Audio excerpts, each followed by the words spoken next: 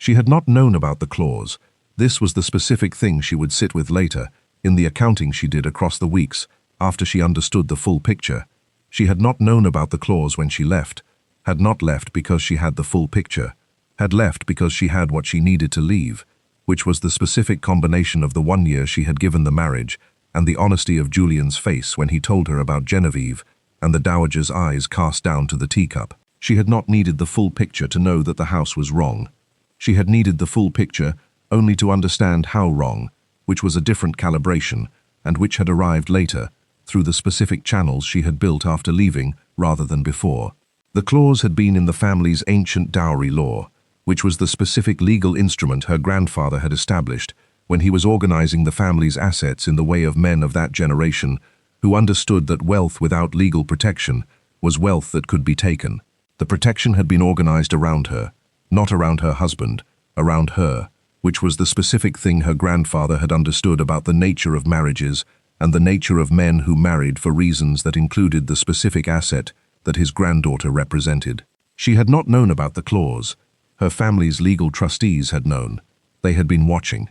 They had been watching for the specific triggers the clause identified, which were 1 year of marriage without a child, combined with evidence of marital breakdown. She had provided both. She had not provided them strategically. She had simply left because leaving was the right thing to do, and the leaving had triggered the clause, and the clause had done what the clause was designed to do, which was protect her. Her grandfather had been a thorough man. She had been in the foreign port city for 3 months when the trustees had written to her with the full account of what had happened, the triggering, the withdrawal of the family banking reserves from Julian's businesses, the specific financial collapse that the withdrawal had produced. She had sat with the letter for a long time.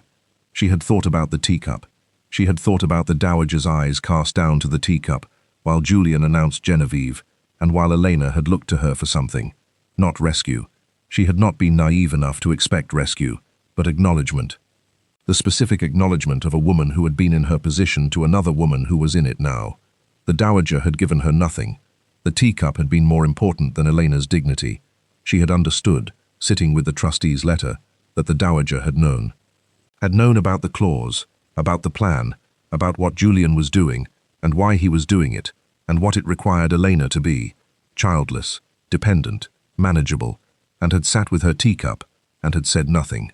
She had understood this, and had felt the specific quality of it arrive and settle into the accounting she was building, and she had filed it in the correct column, which was the column of things that were done, and that she was not going to spend additional energy on.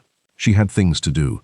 But before we go to the docks, before we stand on the terrace of the marble villa and watch a haggard Julian push past the guards with the quality of a man who has lost everything he thought he had secured, I need to ask you something. If you discovered that someone had been using your trust as a mechanism to steal from you, and you had already left before you found out, and the leaving had accidentally sprung the trap on them, what would you do with the information? Drop your answer in the comments. Because Elena filed it. She filed it and she went back to work, which was what she had to do, which was what she wanted to do, which was what the specific quality of a woman who had been building something for 3 months required her to do. The information was interesting. The work was more interesting. Subscribe and hit the bell. And tell me where you are watching from tonight, your city, your country. Let me know who is in the room. Now, let's begin. She had been 24 when she married Julian. This was the honest beginning of the accounting, which she always started at the beginning, because beginning at the beginning was the only way to understand the shape of things. She had been 24, and she had been, at 24, a woman who had been educated by a family that understood education as the specific inheritance of daughters who would inherit significant wealth, and who needed to understand what they were inheriting and how to manage it. She had been educated in law, which was unusual. She had been educated in finance, which was more unusual. She had been educated in the history of her family's specific legal instruments, which was the specific unusual thing that had been organized around the understanding that she was going to be the heir of significant complexity, and that the complexity required her active comprehension rather than the passive reception of trustees who managed it for her. She had not been educated in the specific clause, not because it was hidden from her. It had simply not come up, which was the specific oversight of an education that had covered the general structure and had not descended to the specific provision because the provision was designed for a circumstance that had not seemed likely when she was 14 and learning the foundations. She had learned it at 25, 3 months into building a trading company in a foreign port city, from a letter from the trustees who had been watching and had triggered and were now reporting. She had been grateful, in the specific way of gratitude that was not performative, but was the actual recognition of something worth recognizing, to her grandfather, who had died 20 years ago, and whom she had known only as an elderly man of tremendous precise intelligence, who had treated her as a person worth talking to when she was 4 years old. He had been thinking ahead. He had been thinking about exactly this, or something like this, the specific vulnerability of a daughter of significant wealth in a world that organized significant wealth toward the people who married it. He had been thinking about her. She had not known. She knew now. She had sat with the letter, and she had thought about her grandfather, with the specific quality of a woman who is receiving a posthumous gift, and who understands, in the receiving, the quality of the person who gave it. Then she had gone back to work.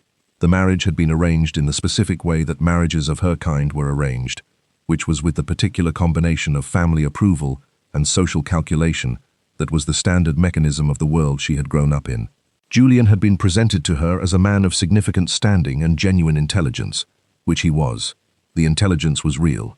She had been precise about not conflating her anger with his qualities. He was genuinely intelligent, in the way of someone who could see the structure of a situation clearly and could identify the mechanisms for achieving what he wanted. The problem was what he wanted. She had not understood, at 24, what he wanted. Not because she was naive. She was not. She was the product of an unusual education and a family that had treated her intelligence seriously, and she had assessed Julian with the attending quality she brought to all assessments.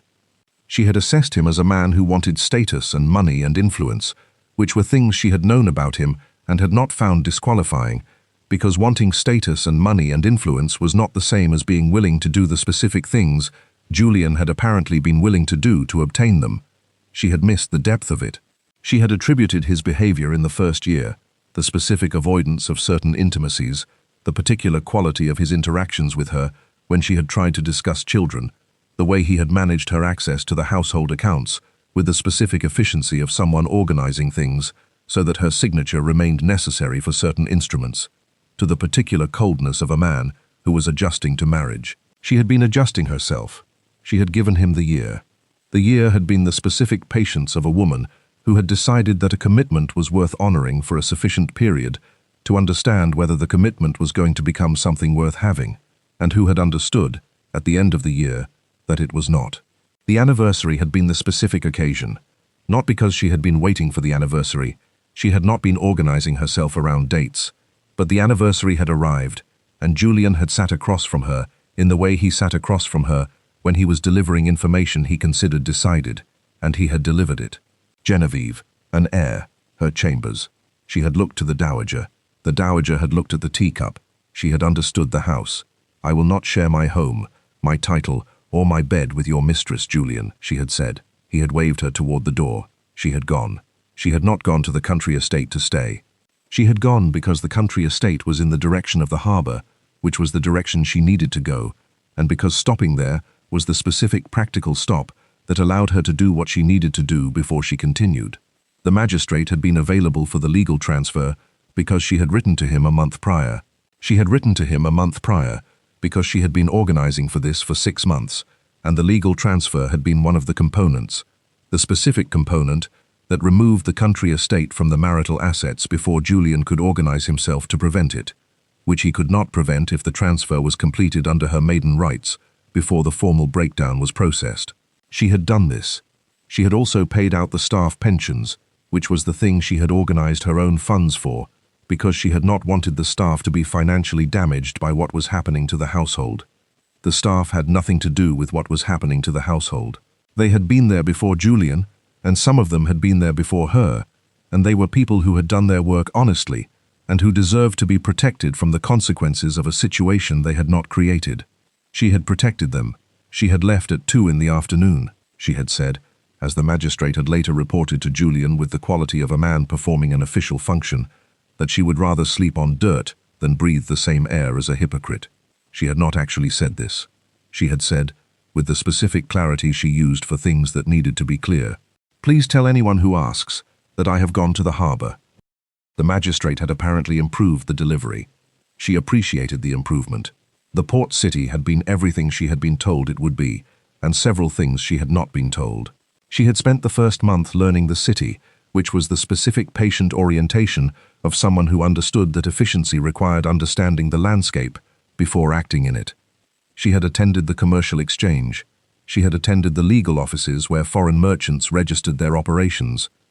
She had attended the specific social occasions that organized the commercial world of the port, which were not the aristocratic social occasions she had grown up attending, but had their own particular hierarchy and their own particular mechanisms, and which she had learned with the same attending quality she brought to all things she was learning. She had built connections, not the strategic connections of someone performing relationship building, the actual connections of someone who was genuinely interested in what the other person knew, and who communicated that interest with the clarity that genuine interest had. People had responded. They had found her. As the months passed and the trading house grew, and the specific quality of her decisions became visible in the market, worth knowing. Lord Alderton had become a significant ally in the third month. Madame Castillo had become someone she found genuinely worth talking to in the fourth. The house had grown in the specific steady way of something that was being built by someone who understood what they were building and who was not impatient with the building. She had also, in the fifth month, received the trustee's letter. She had sat with it. She had understood the clause. She had understood what Julian had been doing. She had thought about the year of marriage, and the specific avoidances, and the managed access to the accounts, and the dowager's teacup, and she had felt the full accounting of it arrive in a single sitting. She had not tried to manage it or process it quickly. She had simply let it be what it was, which was the specific revelation of a year of her life spent inside a calculation she had not known was happening, and she had felt the weight of this with the honesty she brought to her own interior experience. Then she had written to the trustees. She had written to confirm the triggering and to receive the full account of the withdrawal. She had written to thank them for the clause. She had gone back to work. The villa had come in the seventh month. She had moved into it with the quality of someone who had been waiting for the right time and who had understood, when the trading house's revenue reached the specific level, that the time was right. The terrace overlooked the port. She had organized the villa the way she organized all spaces she had control over, which was with the specific thoroughness of someone who believed that environments produced states and who understood what state she was building toward. The environment produced the right state. She worked from the terrace in the mornings. She had the meetings she needed to have. She maintained the connections she had built. She managed the trading house with the attending quality she had been developing since her grandfather had looked at her across a table when she was 4 and had spoken to her as someone whose intelligence was worth engaging. She was engaging it now for herself. This was the specific quality of the year that she would think about longest, not the Julian situation, not the clause, not the financial collapse she had apparently produced without intending to, but the ordinary working year of a woman who had found her proper occupation and who was in it. She was in it. Julian arrived on a Wednesday in October. She had been on the terrace with Lord Alderton and Madame Castillo and a letter from a shipping consortium in the northern ports that required her attention, and the commotion at the gate had the quality she had learned to identify over the months, which was the quality of someone who was trying to come through a gate that was not organized to receive them. She had let the gate hold for the appropriate amount of time. She had finished the point she was making to Madame Castillo about the northern consortium. She had turned to look at the gate. He had the quality she had not seen on him before, because the quality she had seen on Julian for an entire year was the quality of a man in possession of his certainty, and this was the specific other quality. The quality of a man who had lost the certainty and whose face was carrying the loss in the particular visible way of people for whom certainty had been the organizing principle of their presentation. He was haggard. He had come a long way. He was desperate in the specific quality of desperation that arrived when someone had been certain and had found the certainty removed. She had watched him come across the terrace. She had not changed anything about her position or her expression. She had looked at him with the clear eyes she had. "Elena," the desperation quality in his voice. "Please, I was a fool. I sent away the second wife. The palace is yours. The duchy is yours. I thought you were just resting at the country house. I didn't know you would go this far." She had let him say all of it. She had received it with the attending quality, and she had noted the specific things he was saying and what the saying of them communicated, which was the communication of a man who still did not fully understand what had happened and who was organizing the situation around the framework of an Elena who had gone somewhere else and needed to come back. She looked at him with the indifference that was not performed. She had not performed indifference since she was 24, when she had learned that performed indifference was one of the management strategies available to her in the marriage. She was not managing anything now. She was simply looking at him with the actual eyes of a woman who had spent a year in a port city building something of her own, and who had completed a year's accounting of the marriage, and who had filed the accounting in the correct column. "You told me to leave if I was unhappy, Julian," she said. Her voice had the quality she had when she was being precise. "And your mother said nothing to stop you," she said. She had thought about the dowager for a specific moment, the teacup, the silence, the knowing. "You kept me childless," she said, "because you wanted my gold for your mistress's son." She had received the trustee's letter. She had the full account. She was providing the accurate summary. He had gone still. She had watched the specific quality of a man receiving the information that the full account was known, that the specific calculation he had believed was invisible was visible and had been named. "But you forgot one thing," she said. "I am a daughter of the oldest house in this realm." She had looked at him with the attending quality and the particular quality of a woman who had spent a year becoming more fully herself, and who was looking at someone who had tried to reduce her and who had found that what he had produced was the opposite of the intended outcome. "I didn't go to your other house to weep," she said. "I went to the harbor to build a world where you are nothing but a memory." She had looked at him for one final moment, with the specific quality of the full accounting completed and filed. "Enjoy your empty castle, Duke Julian," she said. She had turned. She had walked through the terrace doors into the villa, which had the quality she had organized it to have. She had picked up the letter from the Northern Shipping Consortium, which required her attention, and she had continued reading it with the focused quality of someone whose work was interesting, and whose work was hers, and whose work was what she was doing now. Outside, she heard the guards managing Julian toward the gate. She had not thought about the gate. She had thought about the Northern Consortium, which had an interesting proposal regarding the winter routes, and which she was going to need to discuss with Lord Alderton before the end of the week. She had made a note. She had continued reading. The port outside her window had the specific busy quality of a commercial port that was the center of its own economy.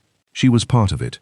She had built herself into it, piece by piece, with the thorough patience of a woman who had been educated for exactly this, and who had found, in the building, the specific quality of daily life that she had not had in 9 years of living in Julian's house.